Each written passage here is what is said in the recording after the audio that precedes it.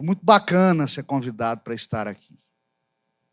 Eu sabia que eu iria falar, sobretudo, para professores e pais. E eu sou professor e sou pai também. Ou seja, eu conheço as duas lutas. As duas lutas. Muitos dos clientes e alunos dos senhores são meus clientes e alunos de um jeito ou de outro, né?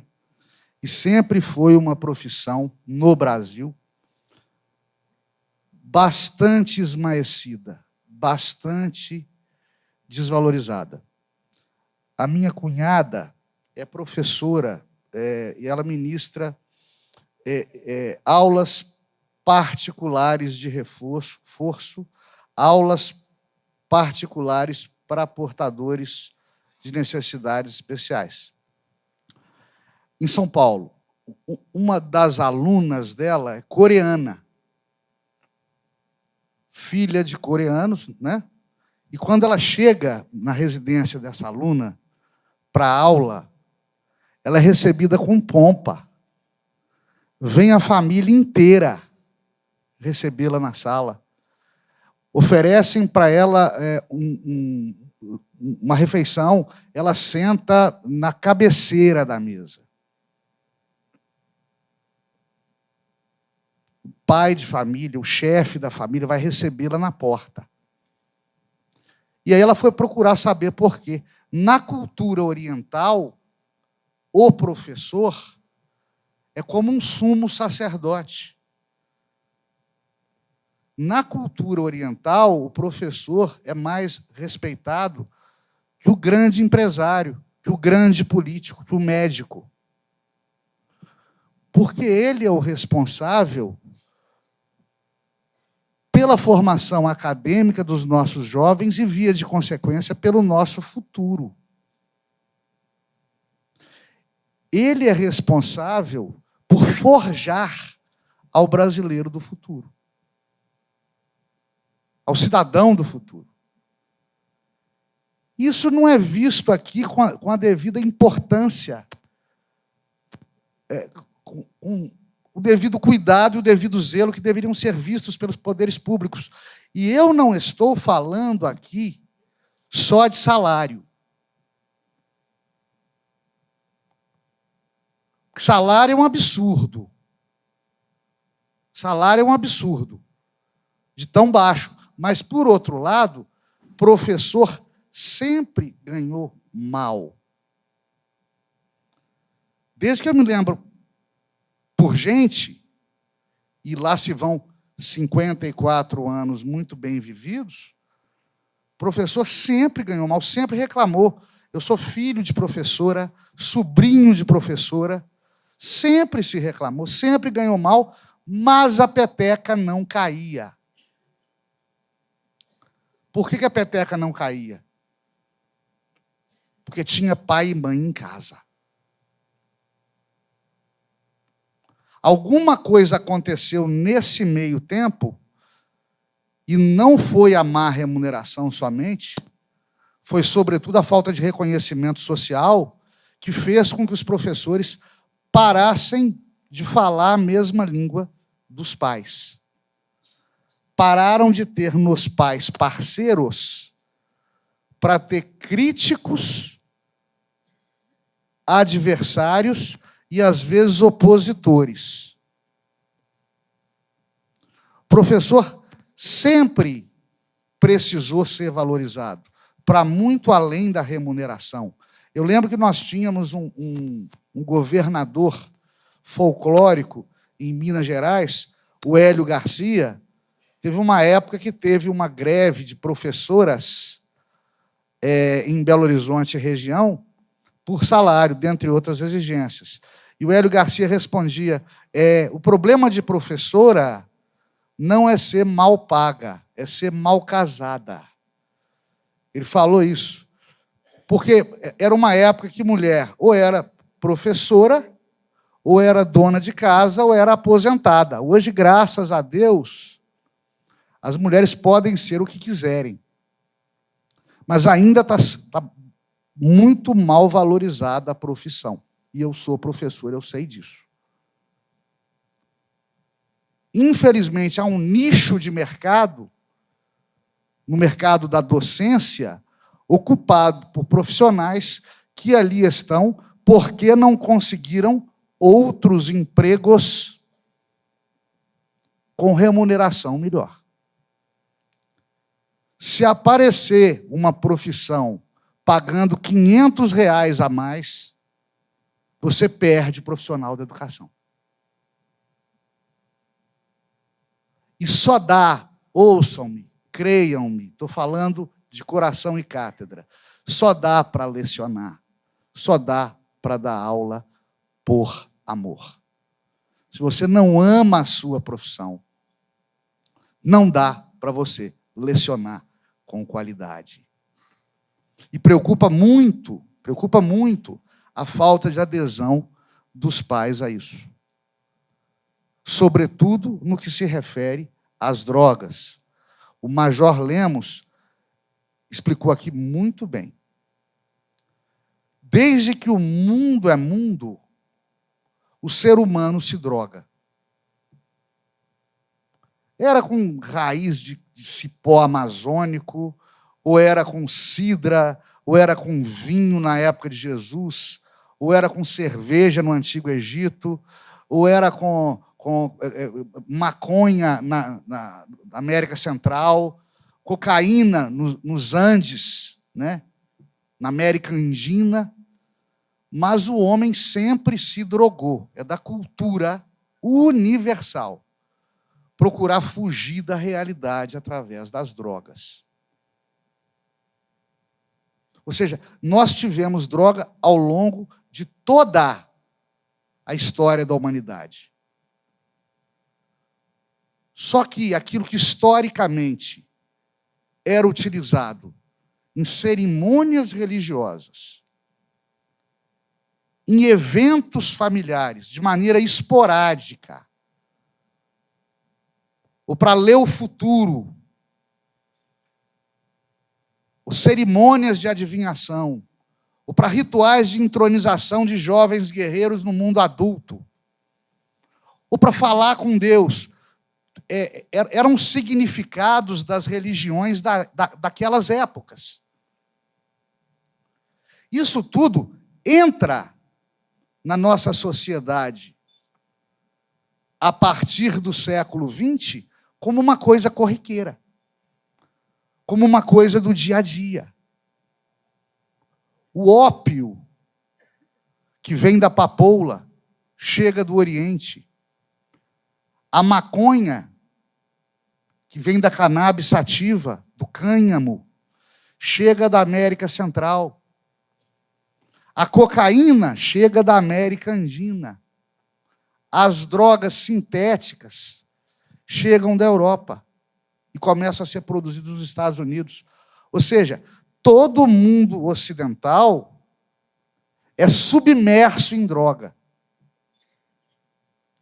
E essa droga, ela não se torna só uma questão de eventos esporádicos, de eventos religiosos, de manifestações culturais. Essa droga passa a ser utilizada no cotidiano das pessoas para efeitos de lazer. A porta por onde a droga, sobretudo as drogas ilícitas, elas entram na vida dos nossos jovens. E é por isso que é importante conectar a arte com prevenção às drogas. Eu fiz questão de fazer parte desse evento. Porque a droga entra na vida do nosso jovem pela porta do entretenimento. Às vezes, pai, mãe de dependente químico, pai, mãe de preso, de reeducando, me procura. O que nós fizemos de errado? Eu e meu marido somos evangélicos. Vivemos para a igreja, para a nossa fé. Trabalhamos 12, 14 horas por dia. 6 dias na semana. Só não trabalhamos sábado. Só não trabalhamos domingo. que é o dia religioso, conforme a religião de cada um. O que está acontecendo? E eu respondo, qual que foi a última vez que o senhor jogou bola com seu filho? Saiu para pescar com ele? Que a senhora conversou com a sua filha sobre o primeiro namoradinho dela, sobre o primeiro beijo, sobre prevenção de gravidez, sobre DST. Isso escola não dá. Isso Bíblia, pastor, padre, não dão. Isso é pai e mãe.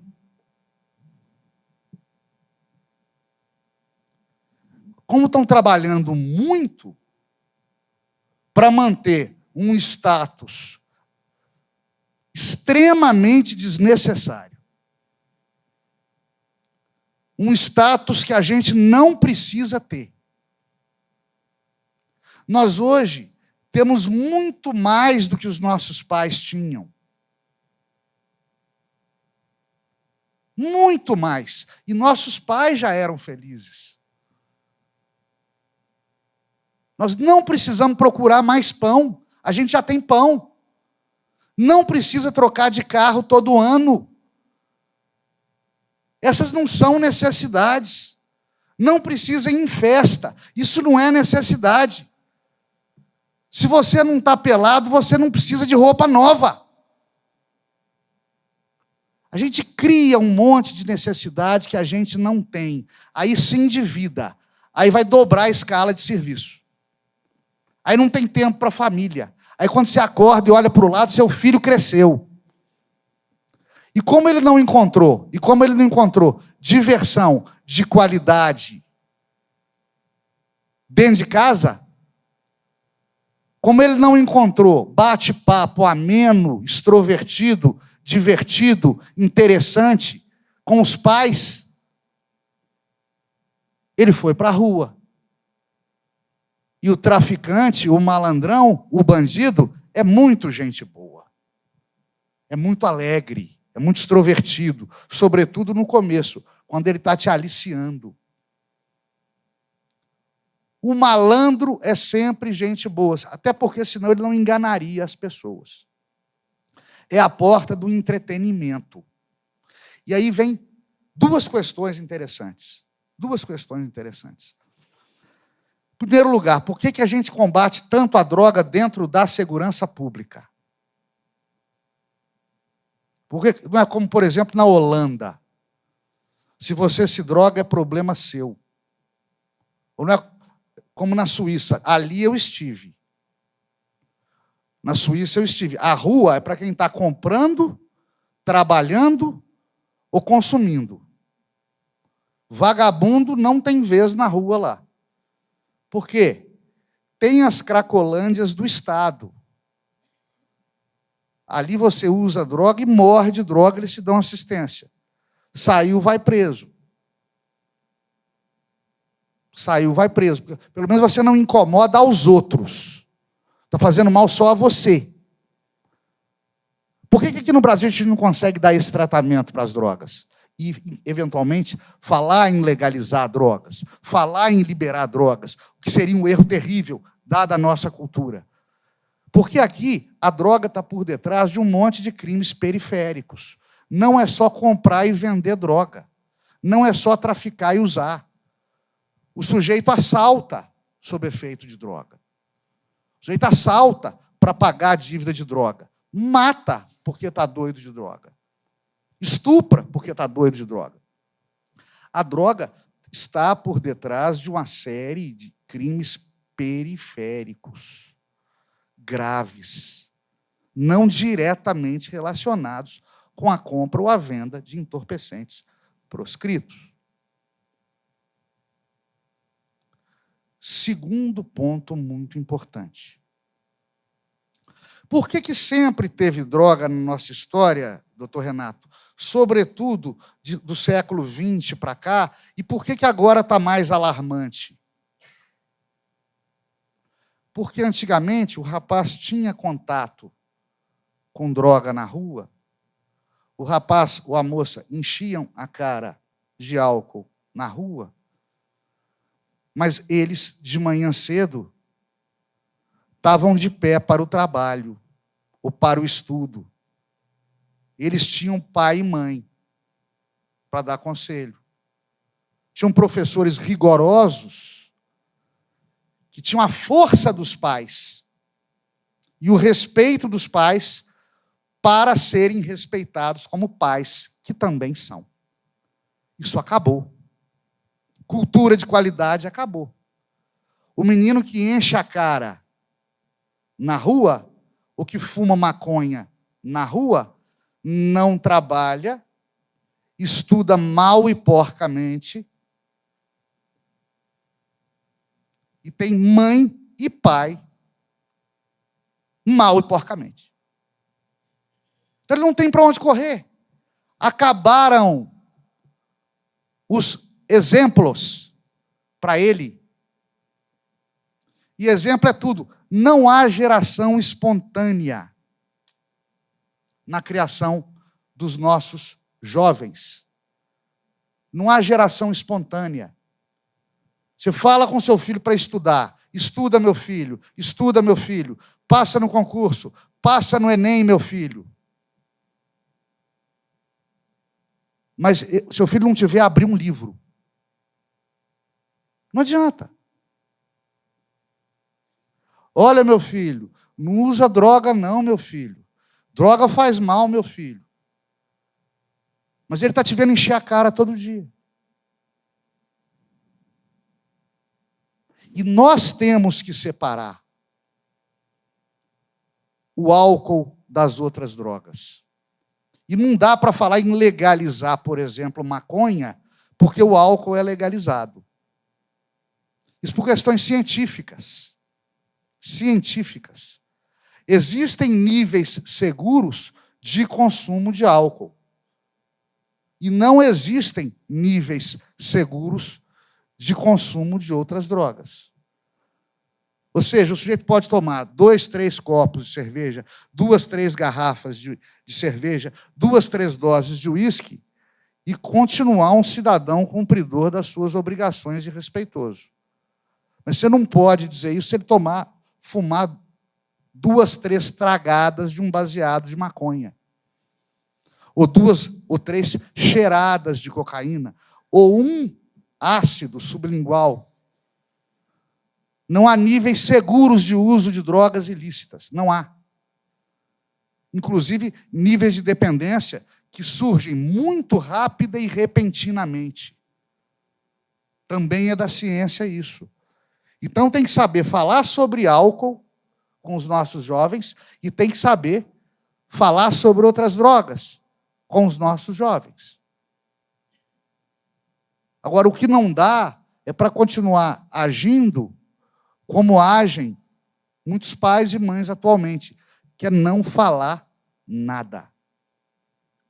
Que é não falar nada. Nós temos que gerar para os nossos jovens anticorpos sociais e morais. E morais. Isso a gente só consegue através do amor. Amor de pai, amor de professor. Mas também, às vezes, é necessária a dor. Às vezes é necessária a dor. Aprendi com um amigo meu, colega mais experiente, que me falava, Renato, às vezes, para fazer o bem, tem que fazer o mal. E quando a gente é de bom coração, tem Deus no coração, a gente é de índole boa, a gente não gosta de fazer o mal. A gente não gosta de castigar. Não gosta de punir. Nos faz mal também. Mas você, às vezes, para ser bom, você tem que ser mal.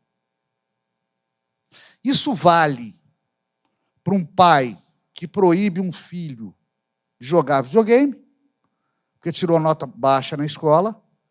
Isso vale para uma mãe que suspende a sobremesa do menino, porque ele fez malcriação dentro de casa. Isso vale para um policial que é obrigado a reter um documento de um motorista infrator numa blitz de trânsito, isso vale para um juiz que é obrigado a condenar e pôr na cadeia. Porque nós estamos ali protegendo, primeiro, a sociedade, fazendo o nosso papel como pais, professores, servidores públicos. Em segundo lugar, nós estamos protegendo o próprio infrator. Então, não tem que tolerar determinadas transgressões, principalmente ao nível jurídico, legal, punitivo da justiça penal brasileira. Você deve reportar, você pai, você mãe, você professor, você servidor público, você deve reportar todo e qualquer crime. Porque o crime ele é, sobretudo, exemplo social. Igual a teoria da janela quebrada. O sujeito é cumpridor das leis, cumpridor, pagador de impostos, trabalhador. Todo dia ele sai e ele vê janela quebrada. E ninguém consertando janela.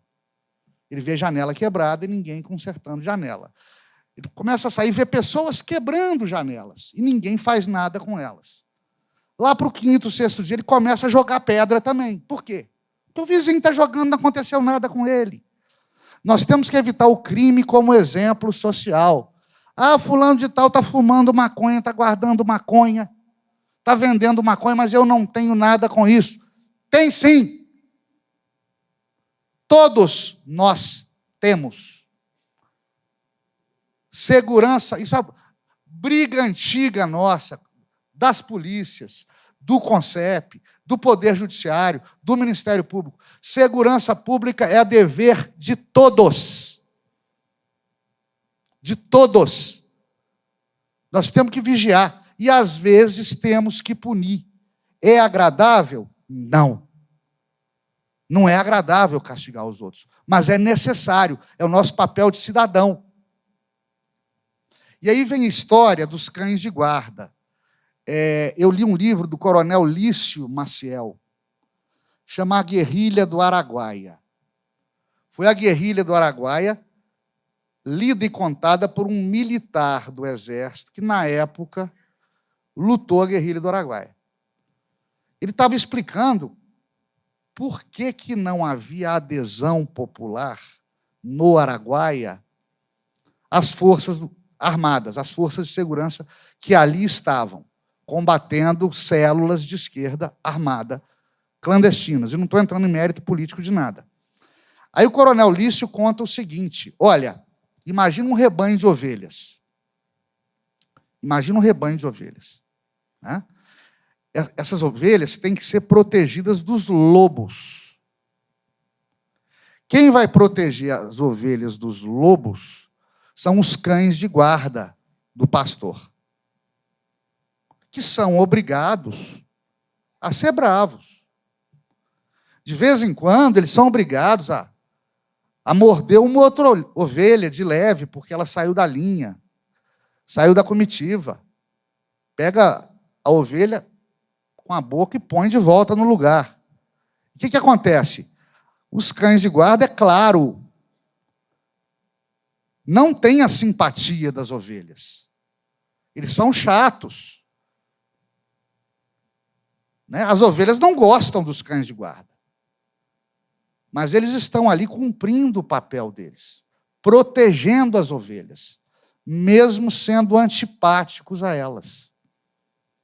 A atividade fiscalizatória, ela é assim, antipática. Mas ela tem que ser. Nós somos os cães de guarda. Dos nossos filhos, dos nossos alunos, dos nossos jovens. Nós temos que ser. Pai e mãe, professor, servidor público, nós não podemos abrir mão de defender os nossos jovens. E, às vezes, defender os nossos jovens deles mesmos. Porque, às vezes, eles não têm os pais que eles mereciam ter, que eles tinham que ter, numa sociedade justa, numa sociedade igualitária. Uma sociedade que valorizasse os seus professores. Ele chega em casa de noite, o menino, isso aí, enquanto ele ainda não está perdido na boca de fumo, ele chega em casa de noite e o pai está com a cara no celular e a mãe com a bunda no Instagram. Ele perdeu o diálogo. O nosso drama é muito grande. Nós temos que suprir pai e mãe. Eu já cuidei de adolescente infrator, que hoje está com 30 anos e é um adulto criminoso. Eu não consertei o rapaz, eu não estou dando aqui um bom exemplo, mas a única figura paterna que ele teve, a única figura masculina de autoridade que ele teve, o único homem que ele respeitou, fui eu. Punindo. Não teve pai, não teve namorado da mãe que prestasse, não parou em escola, enquanto frequentou escola, não respeitou o professor. Esse menino não nasceu ruim. Esse menino teve uma série de carências ao longo da vida que nós não suprimos.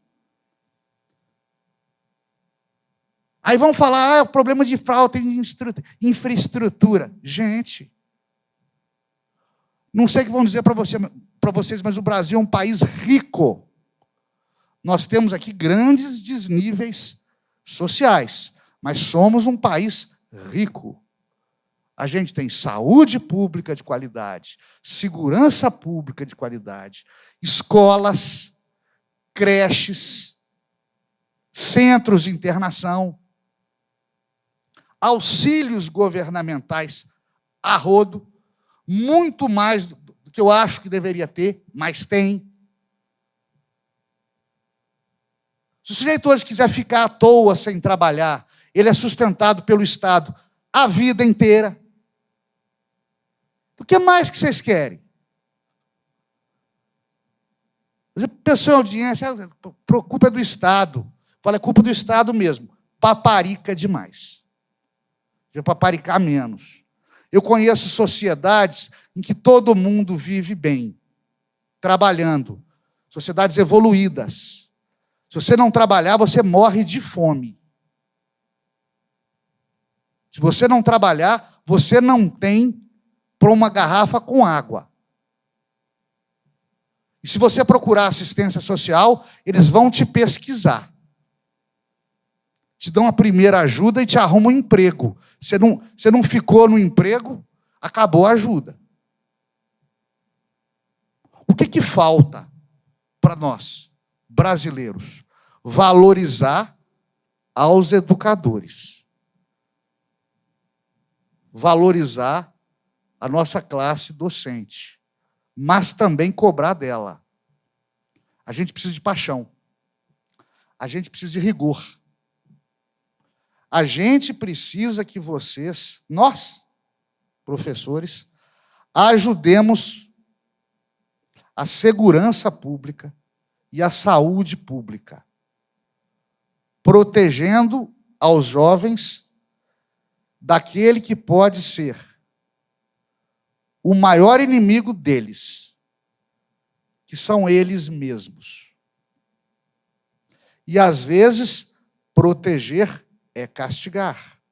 Às vezes, proteger é punir. Não podemos ter condescendência com relação a isso. Se nós não cumprirmos a nossa parte, ainda que eventualmente isso possa gerar consequências negativas imediatas para o adolescente, para a criança, se nós não fizermos a nossa parte, nós vamos estar lesionando toda a sociedade. Toda a sociedade. Isso vale desde o menino que está pedindo dinheiro no sinal. E, aliás, não tinha criança pedindo dinheiro em sinal, em Araxá. Está passando a ter. Isso é um absurdo. Isso tem que ser coibido. Mas, enfim, isso vale da nossa omissão em deixar a criança pedindo esmola em sinal, da nossa omissão em deixar nos extorquirem no centro da cidade, quando pedem dinheiro para guardar nosso carro, na verdade está pedindo dinheiro para não arranhar nosso carro. Isso vale para a nossa omissão a não denunciar às autoridades o traficante da nossa rua. Isso vale para a nossa omissão a não denunciar maus tratos que uma criança ou adolescente está sofrendo na escola ou no ambiente doméstico. E nós, assim o fazendo, de omissão em omissão, nós estamos prejudicando o futuro dos nossos jovens e o futuro da nossa nação. Eu conclamo a nobre classe dos professores, dos educadores, dos profissionais de segurança pública, a cada qual fazer a sua parte. Nós precisamos ter reconhecimento estatal? Precisamos. Mas as outras ferramentas o Estado nos dá. Nós temos ferramentas para fazer mais, para fazer melhor, para fazer com amor. É indispensável nas nossas profissões. E, para terminar, eu cito uma frase do Aristóteles, filósofo grego Aristóteles. Educar a mente sem educar ao coração não é educação. Muito obrigado a todos. Dê o seu like, se inscreva no canal, manifeste a sua opinião. Ela é muito importante para nós.